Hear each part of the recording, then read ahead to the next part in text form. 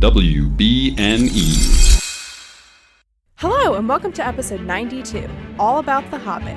Chapter 6, Out of the Frying Pan, Into the Fire, being the 92nd part of That's What I'm Tolkien About.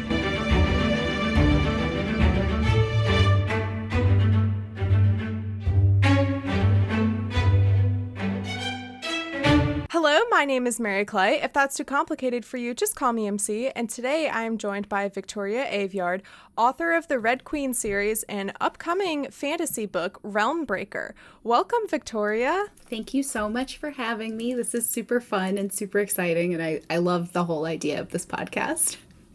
Yay, well, I'm so happy to have you on.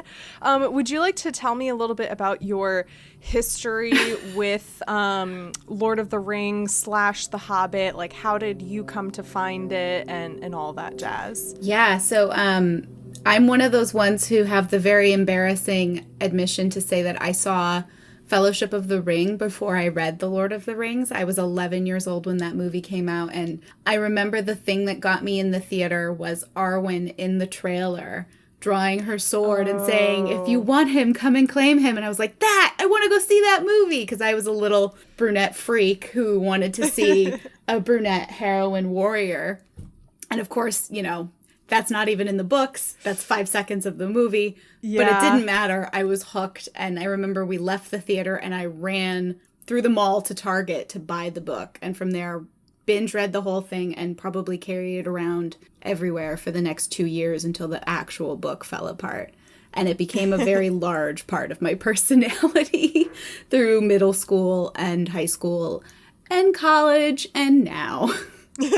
That's amazing. You know, I don't think you at all need to say like, oh, well, it's embarrassing because I saw the movie first.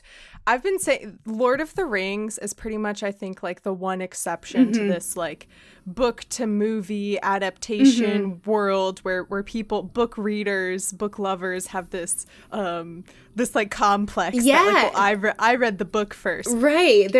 I feel like there's very little gatekeeping in the Tolkien fandom, which is nice, at least on that side of things. There's definitely gatekeeping when it comes to diversity and newer adaptations and what the television show, and oh my god, there are going to be elves of color, and people get very angry about that. I want to scream at the top of my lungs that elves should be people of color, because I just found out that, I say just a couple weeks ago or a couple months ago, found out that Lupita Nyong'o, I think that's how you pronounce her last name, she's like in her mid-30s.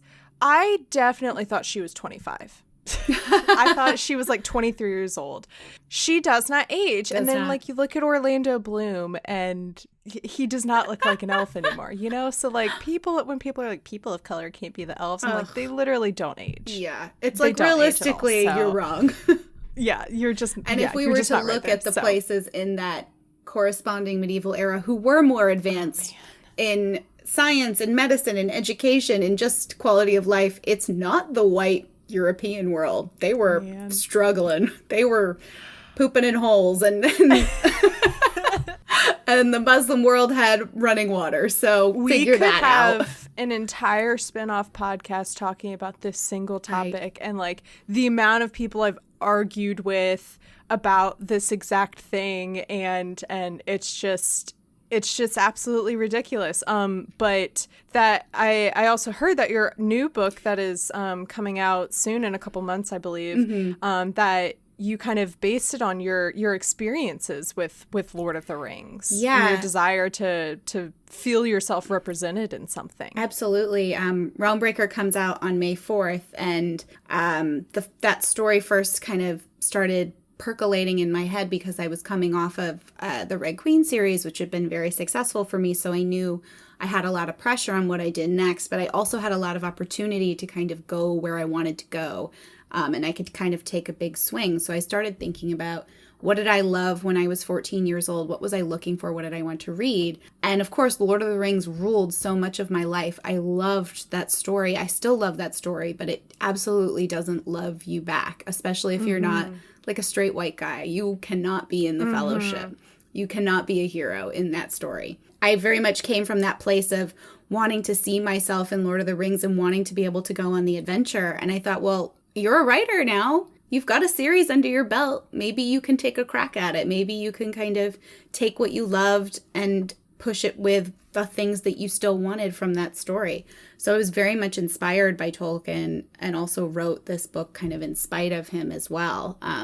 That similar idea of like having a multicultural cast and having a world that's a little bit larger than the white sphere. I was always really interested in the maps of Middle Earth that were bigger than what we were given. I have like an atlas of Middle Earth and I love it because it goes beyond, and you're looking at like the borders of Far Herod and Khand and all of these places where I'm like, what is going on there? And why are they so written off and just like, oh, they all allied with Sauron? And it's like, well, is it because they're not white? Is that why they're allied with Sauron? Is that why you wrote them that way? What's going on there? What's their politics? And even just getting into the worlds we did have established, I was always amazed that the hobbits had like a postal system and glass in their windows. And then the King of Rohan is living in a barn. So I'm like, what's the tech? What's going on here economically?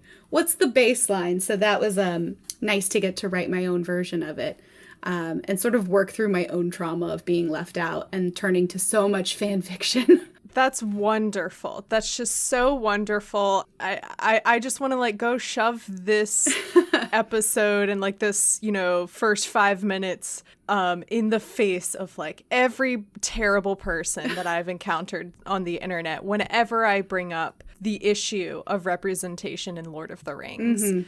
Because there are a lot of people who get extremely defensive. Yeah, and I don't really subscribe to the idea that you can't critique something you love. Yes, exactly. That's the point of view that I'm trying, and that's what's easy for me too, since I'm coming into Lord of the Rings where like the movie is 20 years old. Books so much even older. You know, I know, right?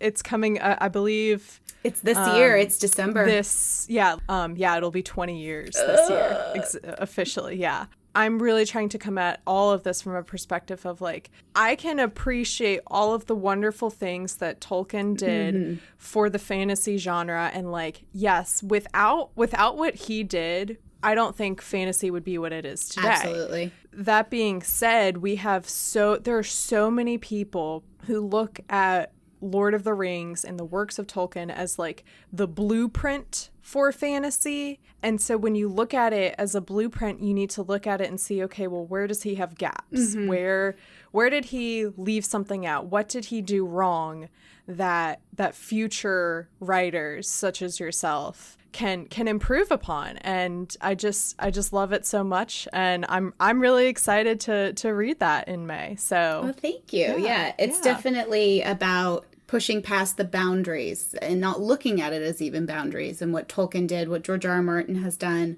what plenty of fantastic fantasy authors have done. You know, the whole point is to move forward and to hopefully add a little bit of your own self to the lexicon. So why do you want to just write the cookie cutter version? Why do you just want to write the copy? Yeah, like I said, we could probably talk for a whole solid hour just about this topic. But for the sake of what the actual premise of this podcast is right now, which is a chapter discussion, we will jump in. This is chapter 6, Out of the Frying Pan into the Fire, which is a very wordy title. And then when we find out like later how it got its name, I was like, okay, that's kind of odd, but all right, I guess I'm along for the ride. Yeah. My general feelings about this chapter is that I just kept reading it and I was like, this doesn't exactly feel necessary. This just feels like really weird. Like, what are we doing here, Tolkien? I don't know about you, but I'm amazed at how much of the action takes place off screen. That's something, reading this and knowing what the dwarves just went through to get through the mountain themselves. We stayed with Bilbo the whole time and we just get told like, oh yeah, we had this little adventure too, and this, that, and the other happened. And because the story only sticks with Bilbo, it's one of those moments where Tolkien kind of cuts corners. You know, he always knocks out his POV character in the middle of a battle, so he doesn't have to write the battle, which, you know, as a writer, I'm like, good. You know what you don't want to do. Know your limits. You found your way to cut your corner, and that's what I talk about is like knowing your strengths and weaknesses and knowing where you can cut corners, and he definitely does that. And it's always amazed me how descriptive and beautiful and lyrical, you know, a tree can be. But an actual battle, he's like 2 paragraphs. And we're out. Like Helm's Deep is a page and a half. Yeah, I know. That's what was crazy to me. And what I connect to part. as a writer is I love writing the big set pieces.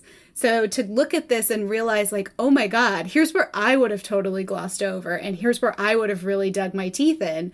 And it's totally opposite. But you still love it and he still makes it work for the reader. You know, he gives your imagination that much of the breadcrumb that you can form it yourself, which is, I think, an art form. But it is interesting seeing the balance of where he goes ham on prose and where he's like, we're going to just sweep right by that. Yeah, exactly. So Bilbo makes it out of the mountain. It notes, so he had lost his hood, cloak, food, pony, his buttons. I love that it notes that he lost his buttons. And his friends. And yeah, and it says, and his friends, but given what he overhears the dwarf saying later, I'm like, Bilbo, those aren't your friends. Honey, those are not your friends. Maybe by the end of the novel, they'll be your friends, but right now they hate you. Well, I like that it's very clearly stated that Bilbo has already made the decision to go back for them when he finds them.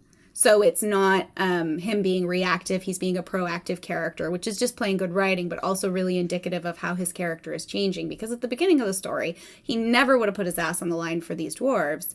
And now he's starting to shift and become the Bilbo that he becomes by the end of the story. One thing I really appreciate about The Hobbit and rereading it now, I realize, is the tone. The tone of The Hobbit is so different from Lord of the Rings. It's so much more playful and more fun. And it makes sense because it's originally a novel written for children, but it's still very smart and it still creates this atmosphere of adventure. And going back and seeing that and getting a little bit more personality in it because it is Bilbo and Bilbo's kind of snappy. It's always fun as opposed to a little bit more distant prose and tone of Lord of the Rings. Which makes sense, again, for that story. But here, I always come back to, I kind of feel like I'm gossiping with somebody here when they talk about, I lost my buttons and I lost my friends, and maybe we'll go up this tree. Yeah.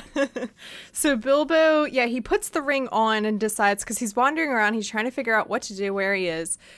He figures out that he's made it to the other side of the Misty Mountains, and he's not sure what to do. And he's like, well, if they're all still back in there with the goblins, I should go help them. He puts the ring on to like turn himself invisible and go back and help. And then just like so convenient.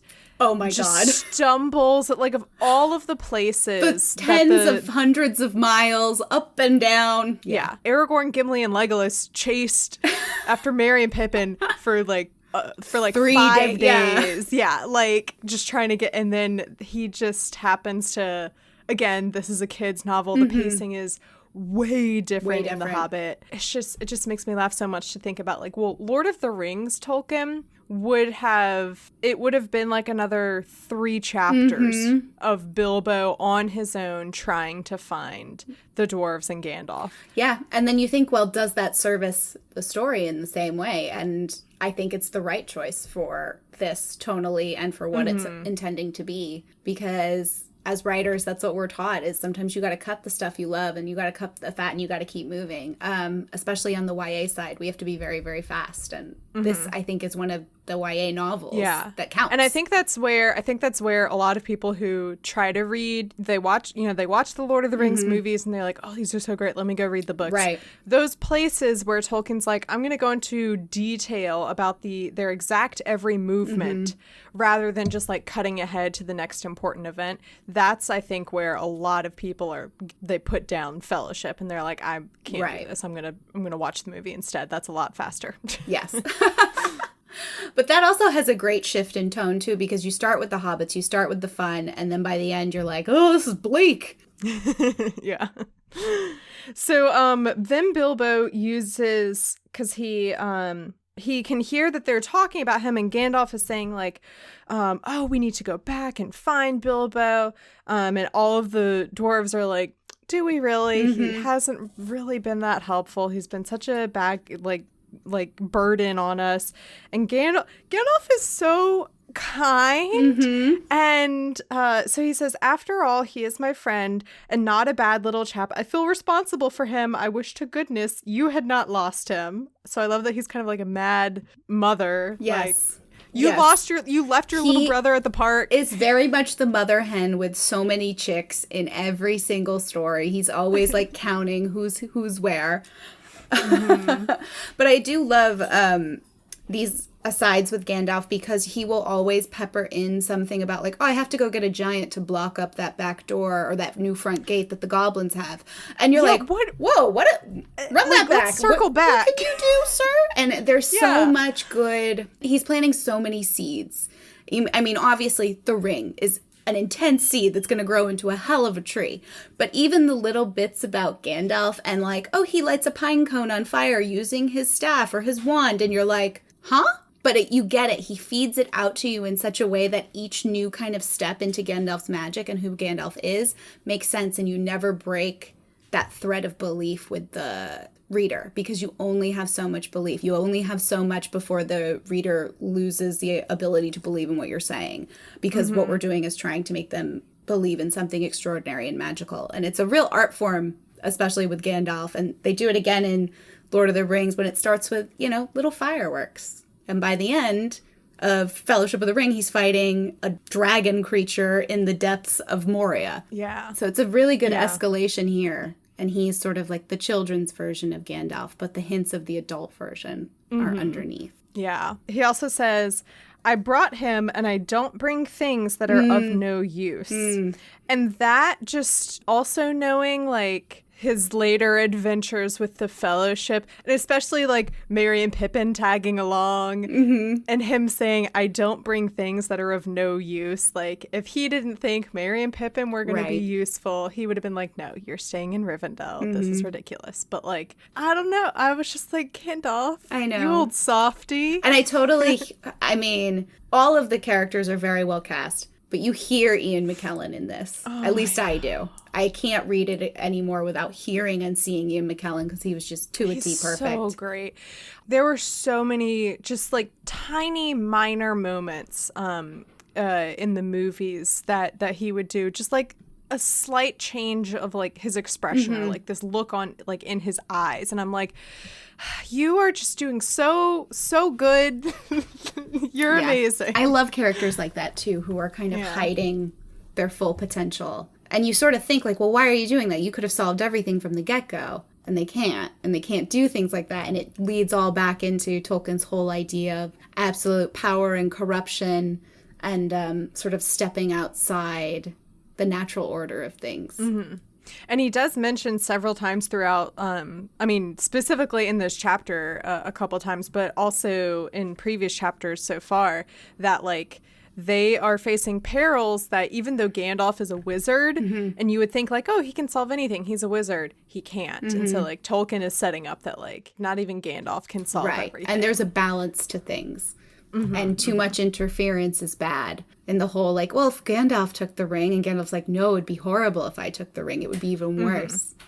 Yeah. It's such a cool way to, because sometimes in stories like this, you wonder like, well, why is the Hobbit the one doing this? Like, wouldn't it make more sense to get an army and just send them in? And there's very good reasoning for it within the buildings of the world. Yeah. And I also love here that Bilbo is using the ring for probably like the one thing every normal person like wants to use it for, which is overhear people talking about you. Yes.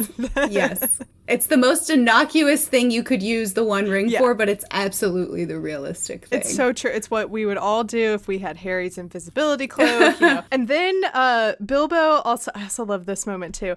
Bilbo decides to dramatically reveal himself with like an entrance line. And all the dwarves are like, oh, some burglar he got lost in there. And then he jumps out, takes the ring off and goes, and here's the burglar. I'm almost like imagining like a magician's cape. Yeah. A little sparkle, a little razzle dazzle. Yeah. Like a plume of smoke or something. But it's very classic Bilbo worrying about losing his gold buttons. Of course he's going to put on a little show to be like, hey guys, I'm right here.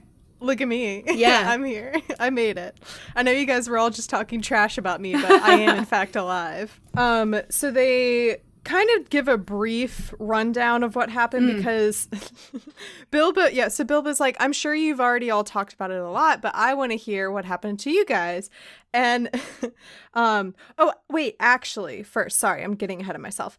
Because they ask him, how did you get out of the caves? And he goes through the story, but he decides to leave out the detail that he found this ring. And this like little section of the story where he's like telling what happened but excluding this detail ends with Gandalf gave Bilbo a queer look from under his bushy eyebrows as he said this, and the Hobbit wondered aloud if he guessed at the part of his tale that he had left out. And I just love it so Gandalf much. Gandalf always knows. But that's a comforting thing too, and it's why we lose Gandalf in these stories so often, is because he's such a crutch. And that's like basic storytelling, is taking away those people who can help you. Yeah. He gets them as far as he can, and he's like, bye. And I also love that this is I really need to I need to ask someone to do research for me so that I don't accidentally get spoiled or something. But I want to know, when Tolkien was writing The Hobbit and he had this idea for the ring, if he had this full idea of this is an encapsulation of evil and corruption and manipulation and it's dark magic, or if he was just I think it's a little bit of dark magic, but for right now all it does is turn you invisible. Because there are a couple things that the quote unquote the ring does that I'm wondering was this the ring manipulating Bilbo? Was that the effects of the ring coming onto him to hide this detail that he has this ring? Or am I just reading into that just based off of what I know from Lord of the Rings? It depends on what part of the lore you're listening to. There's sort of a running joke, not joke, that Tolkien built these entire stories because he invented a language and he wanted a story to go with it. So it was the language that came first, and that was the background. And I know The Hobbit was written first, but I believe, and don't quote me on this, but I think it was always with the intention to make this something bigger. And he had these other ideas in his head and he found a way to pull them together. But I think also as an author, you definitely leave yourself back doors in your stories. I definitely have things where I'm I'm not sure if I'm going to be able to make that piece of information pan out, but I know it's there and I can do something with it if I want to. Okay. So I think he left himself very much knowing this ring is going to be important. Yeah. I'm not sure the specifics of it, or I'm not sure what all those things it can do are. And then I think in the lore of the story, the ring, has a will of its own, and very much left Gollum because it was I'm never getting out of this cave if I stay with this weirdo. I'm gonna ditch. Maybe a goblin will pick me up. I'll corrupt the goblin, move my way up the ranks. I'll get out of these mountains. And then it was Bilbo who got in the way. The silly little hobbit, which I still can't believe that he found. I wasn't sure I knew ahead of time that somehow in The Hobbit he ended up getting the ring from Gollum. I wasn't sure the exact details of it. I can't believe that what Riddles. are the odds that he is stumbling around in the dark tunnel and just finds it on the floor and picks it up, you know? Just crazy. And again, it's coincidence, the will of the ring, but it's coincidence that's built into the lore and the world building, and it makes sense. So you can have coincidences that don't make sense and your audience calls bullshit, but something like this, you're already kind of got your foot in the doorway of believing it. There's a great call out in The Fellowship of the Ring, the film, where Gandalf is staring into the fire and he says riddles in the dark while he's thinking about the ring and what it could possibly be. And it's the chapter title. I totally missed that. Yep. Yeah, so he gives, and I also love this small moment where he gives Bilbo this look. It gives me, granted, this was written first, but it gives me a lot of Dumbledore vibes in Harry Potter of he's always written as having a twinkle in his eye, and this kind of, that plays off as Gandalf, he knows a lot more than he's letting on to. Yes, absolutely. And that's part of Tolkien's invention of some archetypes. The all-seeing mentor who knows more than they let on is very much something that he popularized. Yeah. Now Bilbo is saying like, oh, I'm sure you guys have already, you've already talked about it a lot. But tell me. Tell me, what did you do? And I love this.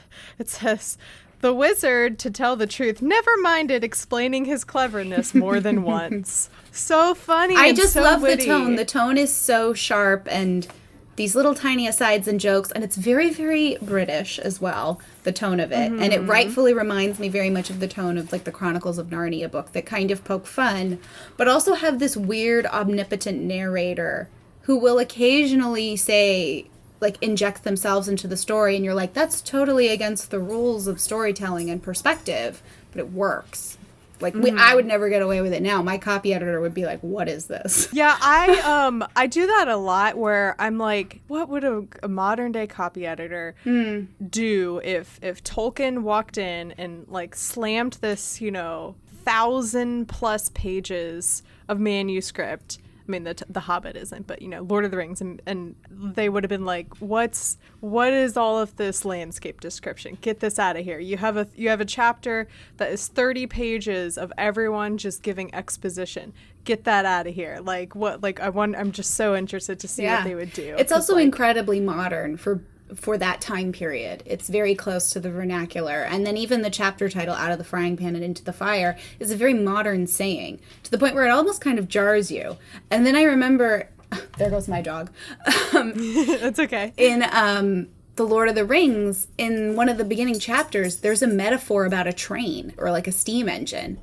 And reading it the first time around, it went very smoothly to me. And then when I was reading it with a more critical eye, I thought, oh my God, a metaphor about a steam engine in this story where there's no modern technology, nothing like that, and it works somehow, and it's totally against the rules. Yeah. So that whole idea that like Tolkien set the rules and now we have to play within these boundaries is so wrong because he broke a ton of rules himself. Yeah. Mm-hmm. Gandalf explains that when the goblins first showed up and Bilbo shouted to alert all of them, he was able to like sneak through the cracks somehow, but then somehow he also didn't get captured at the same time. I don't know how that worked out, but okay, convenience of plot and just Gandalf being Gandalf, who knows?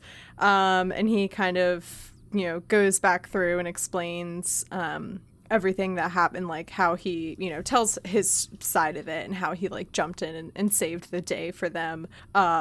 And we learn that, I can't remember if it was here or like earlier when he was eavesdropping, but the goblins all, one of them like went and grabbed, who was he on? He was Dory. on Dory? I think it's Dory. Okay. Dory keeps getting yelled at for dropping Bilbo. Yeah. Yeah, they're like, well, you dropped him. And he's like, well, how was I supposed to know? Because after they like get ambushed again by the goblins, that was when Bilbo got knocked out. They like have this ambush again with the goblins. At some point, they kill the goblin. The Great King? Goblin, Great Goblin is what they call him. Yeah, Great Goblin. All of it happens off screen. Wild. Yeah. I don't know. Have you seen the Hobbit adaptations? I have not yet. Not yet. No. Okay. Mm-hmm. I imagine just because I know that they turned this into 3 movies for some reason, I'm sure this is a huge battle. It's a big set piece, and it's one of the ones where I'm like, oh, that was a good ad, and that's something I wanted to see in the book. And I understand how we couldn't, but in a movie, we're allowed to. Some changes, not so much. Yeah. And then Gandalf is like, oh, but enough of that. We have to keep moving on. We have to keep going. Because the goblins, the only thing keeping them from following them back outside is that there's still some sunlight. I love that world building detail, too. It's just one of those little things that he pinpricks in that you're like, oh, this is much deeper than I think it is. And there's a lot more happening under the surface. So they start going down the... sorry, just to make sure. Yeah, they're going down the hill.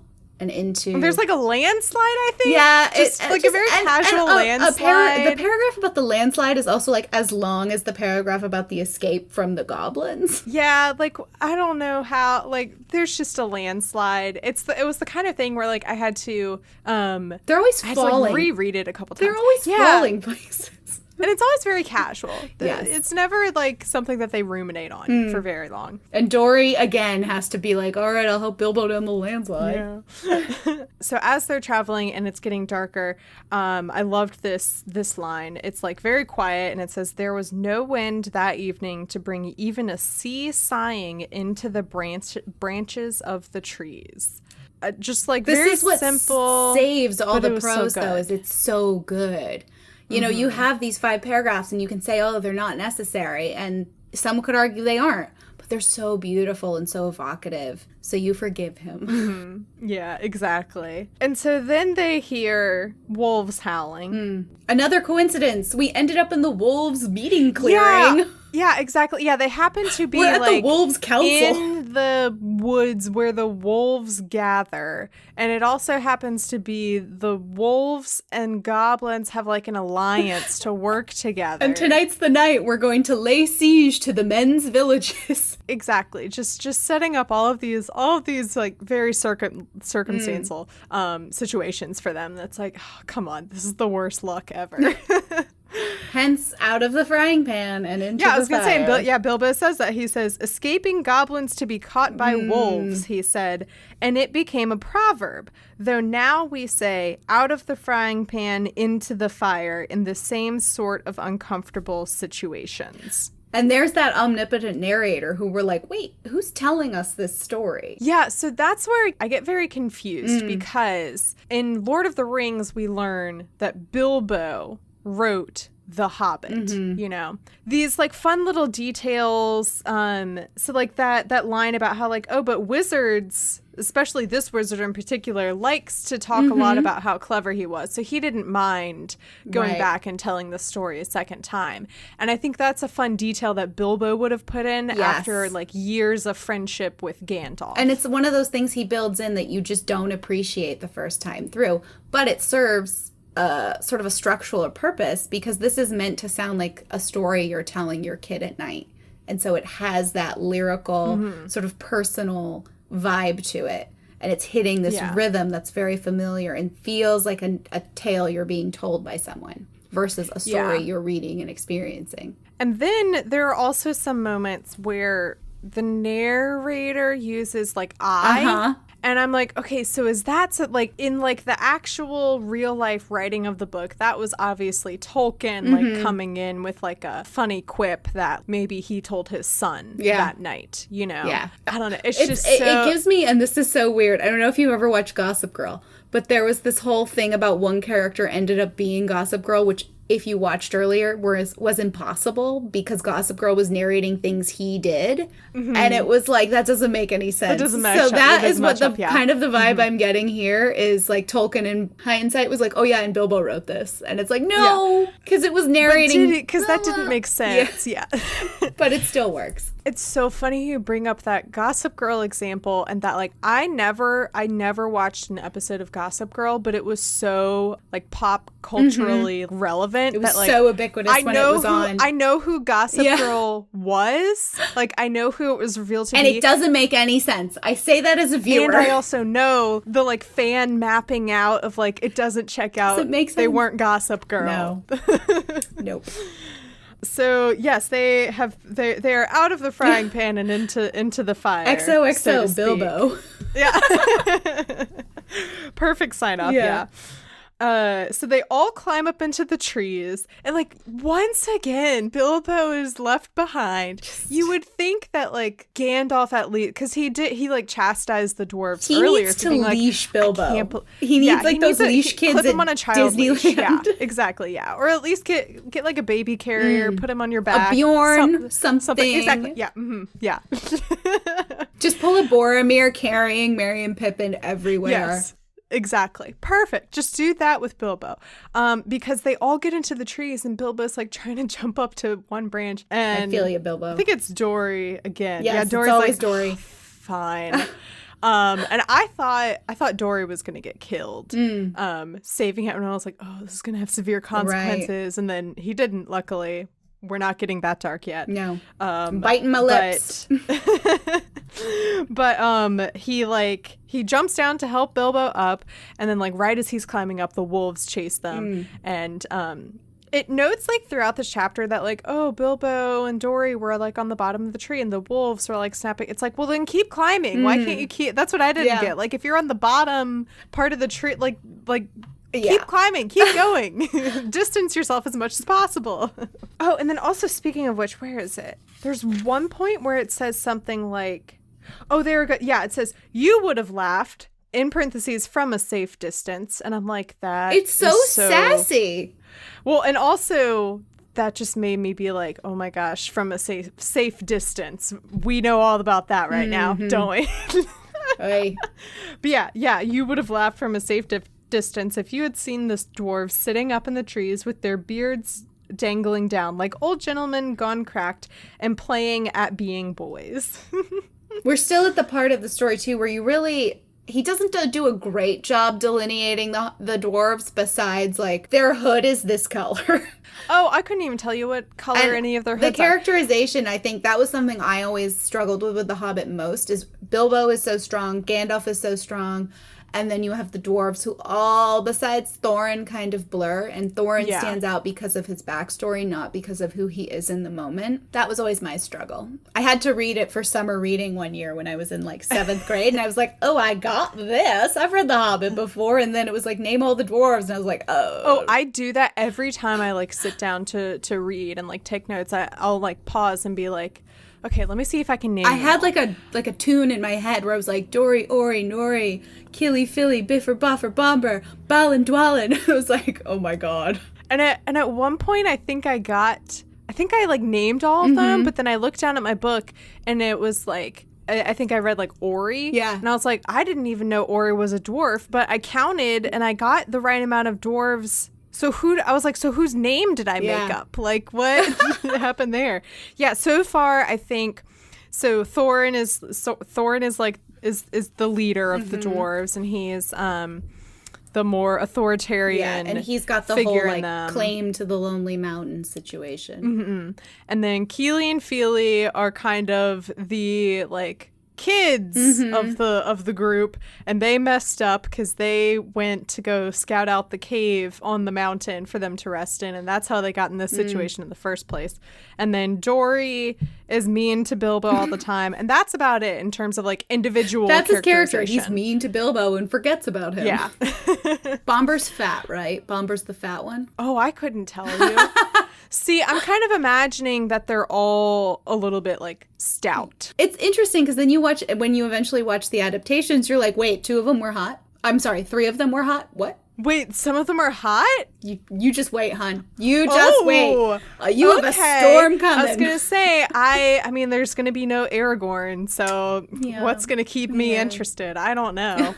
So I mean, Orlando Bloom's back, baby. But is he? See, I have seen like a couple like production I don't know, images or like clips of him. Like I've seen some stuff of him from The Hobbit. Yeah, and he looks different. He definitely looks. Yeah, I actually went to the world premiere of the second Hobbit movie through work, and I sat behind Benedict Cumberbatch. That was the no way. Yeah, that was the craziest night of I have no idea. Still, I'm like, I can't believe it happened.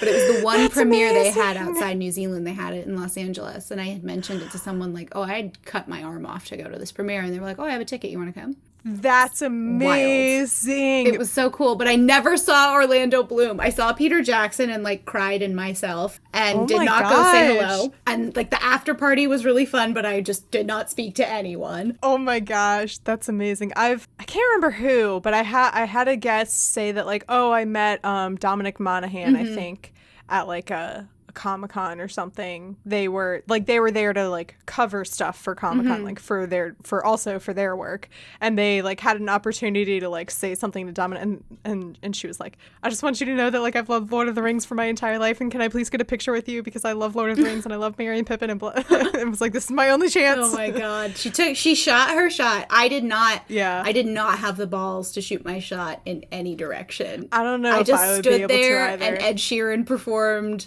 I see fire, and I was just holding a glass of champagne all night in very uncomfortable shoes. A lot of people have asked me, like, would you ever reach out to any of the Lord of the Rings cast and see if they would come on the podcast? And I'm like, no. You can hide behind the work, though. You can hide behind the work. You can have, an email. You can hide. I believe in you. I believe. No. I have a friend of mine who, or an acquaintance of mine, it's weird in the virtual world, met them several times, but she's a writer on the Lord of the Rings TV show.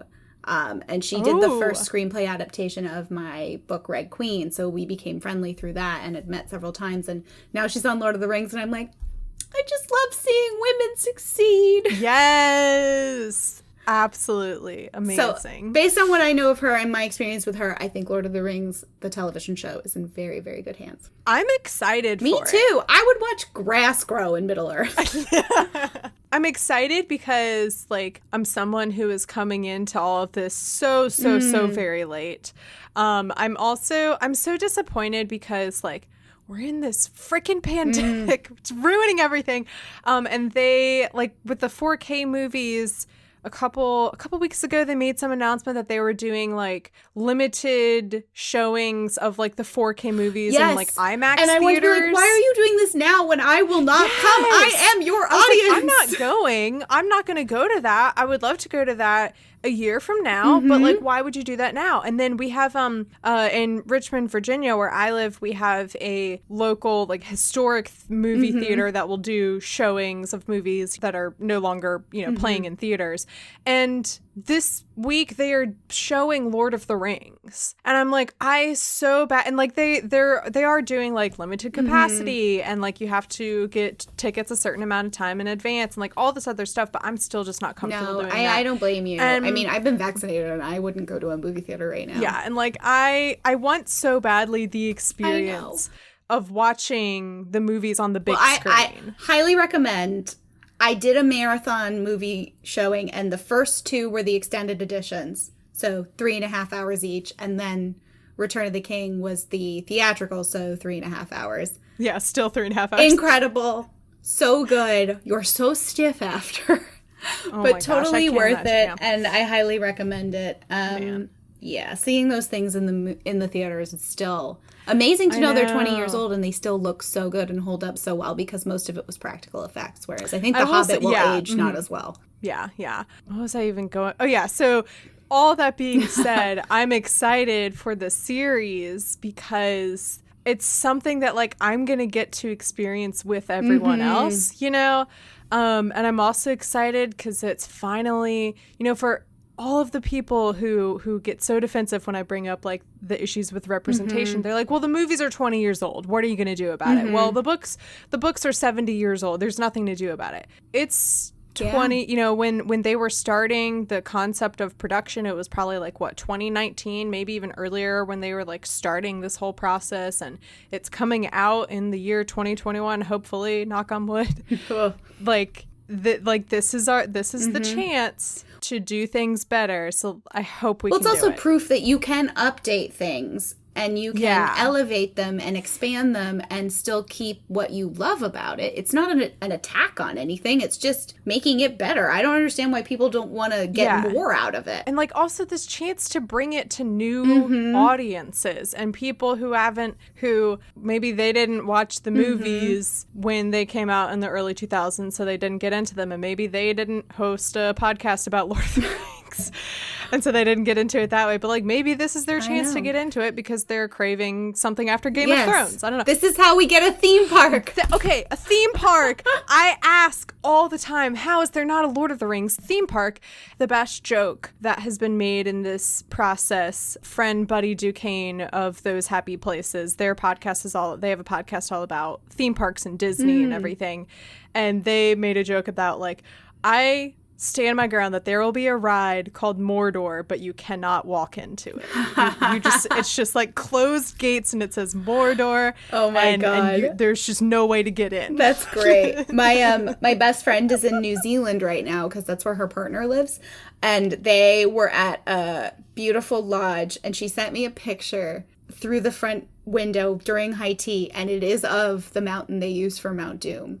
and there's just this nice hotel next to it. And I was like, That's crazy. You're killing me. You're killing me. And also New Zealand is doing great with the pandemic. So well. Their lives are all back in order. She's at a spa with him right now. Kill me. They're in Queenstown. They're driving through the Pelennor Fields and all of these. Oh my gosh. I know. And I went 4 years ago, I want to say, and I did not hit half of the things I wanted to hit. So I know I'm going back. It's a real paradise right now. I got to get there someday. Yeah. Oh my gosh. Yeah. So what is not a real paradise right now is great segue is this situation, this terrifying situation. Yeah, we're in trees. They're in the trees. We're throwing pine cones. And we find out that these wolves are wargs. Yeah. This is something that, so in the Two Towers movie, that whole battle that they have with the wargs does not happen at all in the book. There's that just doesn't happen. It's just a way to make you think that Aragorn's dead for a bit. And so I couldn't remember when I was reading Lord of the Rings, if there was even a mention of wargs. And so I chalked that up to be like, oh, wargs, that's just like a random monster that they created for the sake of the movies. But no, they are based in, at least in The Hobbit. I can't remember if there's even a mention of them in Lord of the Rings, but they are here in Tolkien's work at least. And they're terrifying. And it says the wargs and the goblins often helped one another in wicked deeds.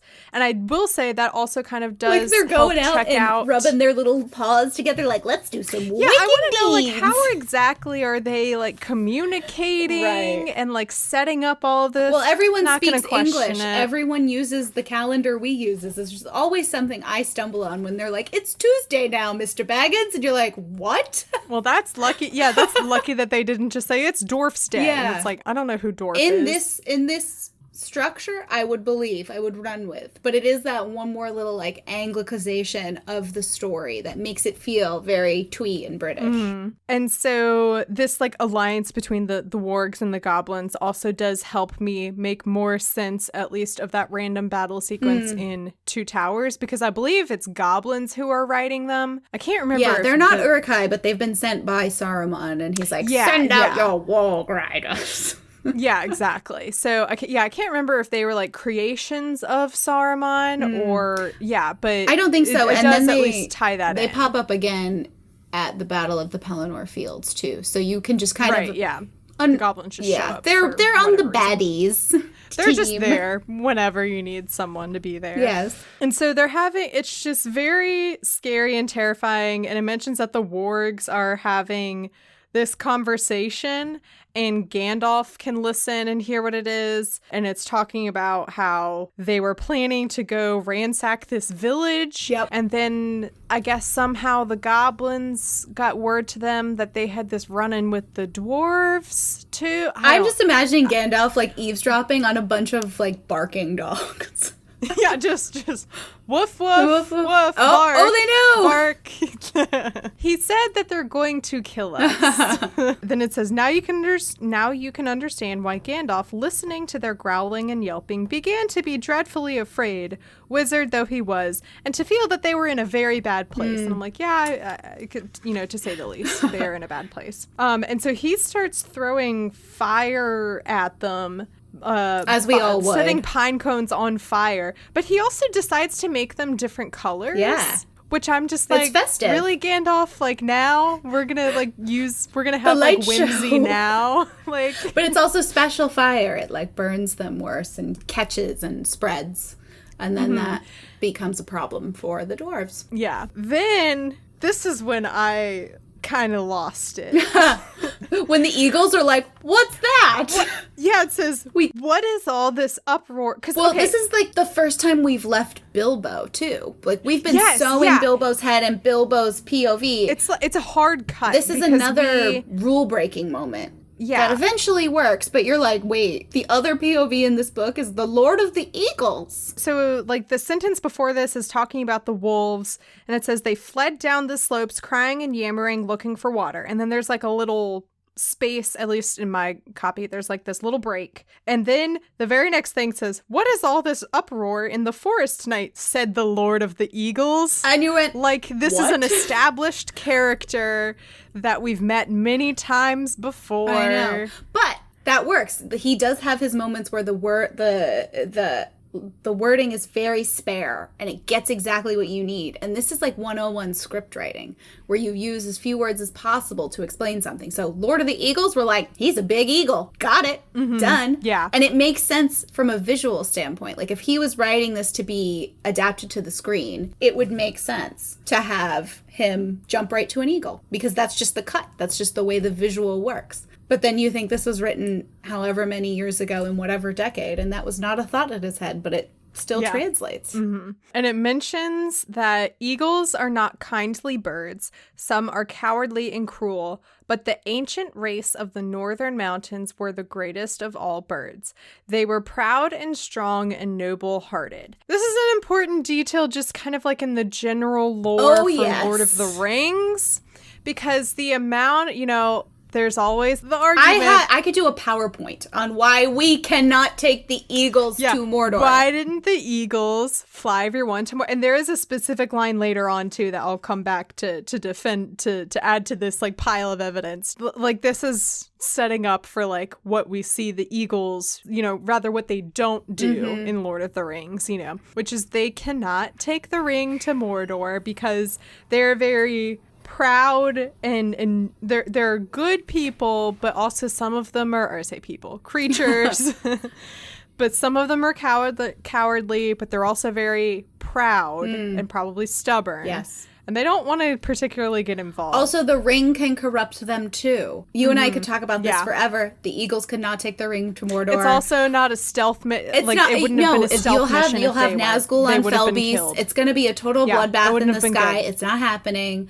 It just wouldn't have worked out, y'all. I've had friends who've gotten me drunk at parties and been like, Victoria, explain why we can't take the eagles to Mount Doom. And I'm like, listen! It's like, I'm glad you asked. Welcome to my TED Talk. Yes, here we go. Everyone sit down and shut up. So yeah, the eagles are, I literally wrote that in my, I put that in my notebook. Okay, so I guess the eagles are here. Yeah. Well, they do that, and they too. Swoop in to help. You saw in Lord of the Rings, the eagles will pop up. They're just here. They're just here now. Oh, you need help getting off this tower? Here's an eagle. So then the goblins arrive at the forest, and there are all of the wolves that are still there are like still on fire. So they round up the fire to be like around the trees that the dwarves are on. Meanwhile, I should mention the goblins are singing, because of course we can't have anything happen in this book without someone singing about it. Yeah. Which, like, I wonder, like, I just wanted, like, his wife to walk in and be like, dear, does there have to be a song here? But that was part of, like, why he wrote these. He wrote these as vehicles for languages and rhymes that he came up with, which is crazy. The trees that the dwarves are in are catching on fire. The goblins are getting closer. The wolves are still, like, there. It's just not a good situation. And this is when I was just like, is this really like necessary for the plot? Because it's been several pages of this too, of like the wolves chasing them up the trees and then barking at them, and then the goblins coming down. It's been several pages of this whole ordeal. And then this was again when I lost it and I just laughed because it's such a Gandalf moment. Again, it says, Pew! Just at that moment, because Gandalf is like preparing to like do a lightning spell and then like cannonball onto the goblins and kill them. But it says, just at that moment, the Lord of the Eagles swept down from above, seized him in his talons, and was gone. Same. And I'm just imagining all the dwarves just and Bilbo just being like, well, goodbye. Because this would also not be the first time so far in this book that Gandalf has just pieced out without telling them anything. In Realmbreaker, I have a witch character who pieces out a lot, and all the characters are like, where the hell is she? What is she? What is she doing? Where is she going? That's one of the things I was like, I want to poke fun at that. It's such a funny and it just adds so much more to this chaotic, whimsical version of Gandalf that I didn't get to see in Lord of the Rings, but I'm loving it so much. He's definitely like enjoyable. A chaos lord. Yeah. Just a mess. Oh, shoot. I should also mention, while he's still up in the trees, Gandalf says, "Go away, little boys." It isn't bird nesting time. Also, naughty little boys that play with fire get punished. And I'm like, why are you talking to the goblins like that? School teacher scolding them. Go away. Stop trying to kill us. Oh my gosh. But no, Gandalf doesn't just peace out. More eagles come back and get the rest of the dwarves. They forget Bilbo again. Classic. And Dory has to hold on to him with his poor legs. Yeah, Bilbo reaches up and grabs Dory's legs and like dangles on. And then Dory complains about it. And he's like, my legs. Meanwhile, I think Bilbo is like, Dory, shut up. You're at least being held. Right. By Bilbo's the like, eagle, if I let go, I'm gonna die. Yeah. And he does have that thought. He's like, oh, I can't stand this anymore. Maybe I should just let go. Oh, if I let go, I will die. I think that's one of the things, too, that really endears people to this story and this particular piece of Tolkien is because Bilbo is so relatable and much more relatable, I think, than Frodo. You have these moments of weakness where he's like, I don't know how to do this. And, oh, my God, I feel sick. And da-da-da-da. And you can kind of see yourself in Bilbo to a certain extent. Yeah, yeah. And so the eagles fly them away to their, I don't know, colony, their nest. They're eerie. And first Bilbo's like, oh my God, because one of the eagles comes back and is like, bring the prisoners this way. And he's like, oh no, prisoners, now what? We've gone from being prisoners of goblins to being like prisoners of wargs. And now we're prisoners of eagles. It's just a silly, linguistic thing. They're not prisoners. And in fact... It's so stupid, though. It's like, oh, prisoners. Why would you ever think we meant you were our prisoners? Oh, I don't know, because that's just how you phrased it. It's just how you said prisoner, maybe. Could have clued me into that. Yeah, so Gandalf happens to be good friends with the eagles and explains where they're going. And the eagles are like, oh, well, we'll take you as far as this point, but we don't want to mess with the men. And this is very important, again, going back to why they couldn't take the eagles to Mount Doom. They say, we are glad to cheat the goblins out of their sport and glad to repay our thanks to you, but we will not risk ourselves for dwarves in the southward plains. So they also, it wasn't until like the very like possible end of humanity that they were like, okay, maybe we'll risk ourselves. Yeah. To do this. It wasn't until it was like, okay, the world really is going to end. Maybe we need to come in and help and save the day a bit. Yeah. And it's similar with the elves, too, in Lord of the Rings and here a little bit. The elves don't want to get involved. And that's always seen as very like, oh, well, that's just how they are and we can't be angry at that choice. And I play with something similar in Realmbreaker where we have a race of immortals who are like, no, it's not for us. And we don't want to risk ourselves. And then they get called out as cowards because that's what that is you're deciding to, stay out of it when you could make some sort of difference. And I think that is very relevant back when Tolkien wrote this after the First World War. It's relevant now. Yeah. Mm-hmm. And then also adding on to that, we also see that happening with the Ents, where they're like, no, we're gonna Switzerland this. It's very much a theme of people being moved to action when it suddenly affects them. Yeah.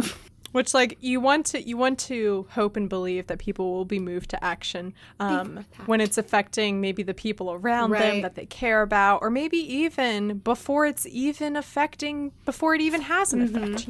Let's be proactive, people. But no, the eagles and everyone else are selfish. Selfish but realistic. One of those things that makes you believe in these flying, talking eagles is them being like, no, we protect ourselves. Please leave us alone. Yeah. And so they rest for the night and they have a good meal. Always a meal with these dwarves. I'm surprised there was no singing. No singing. I don't think we've had a song from the dwarves in a while. And the chapter ends with Bilbo having this dream, and it says, but all night he dreamed of his own house and wandered in his sleep into all his different rooms, looking for something that he could not find nor remember what it looked like. And again, I'm wondering, I'm like, is that supposed to be the influence of the ring, perhaps? Is that supposed to be this like subconscious fear already growing on him of losing the ring and not being able to find it? And you actually do see, you kind of see that scene play out in Fellowship when you watch the extended edition. There is a moment where Bilbo is in his house and he can't find he's not sure where the ring is, and he goes like ransacking through everything trying to find it. Yeah, I love that close reading too, of filtering it through that lens of, from this moment on, is Bilbo altered? And just,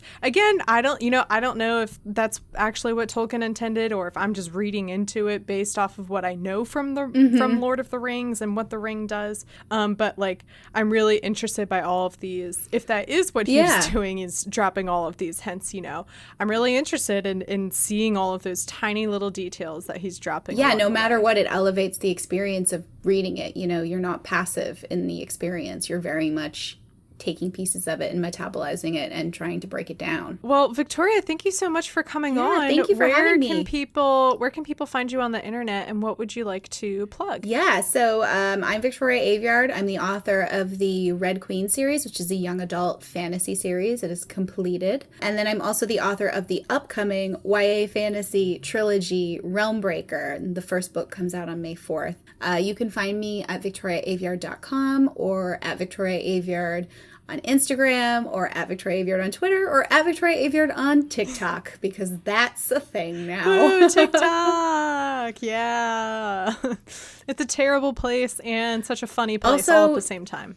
I like it too much. I scroll for so long. I know, to the point right? where the app itself is like, you should go outside. Yeah, that one video that shows up every now and then, it's the guy going like, stop scrolling. It's like, hey, he's like, hey, you've been scrolling a while. And I'm like, don't tell me how to live my life, man. Yeah, it's like, if I want to sit here for an hour and a half and scroll on my bed. That's What I'm Talking About is a proud member of WBNE. You can learn more about the network by going to WBNE.org, where you will find all of our shows like Perspective Z. Have you ever wondered what Gen Z was thinking while half the generation was eating Tide Pods? Or what those gosh darn kids are up to these days?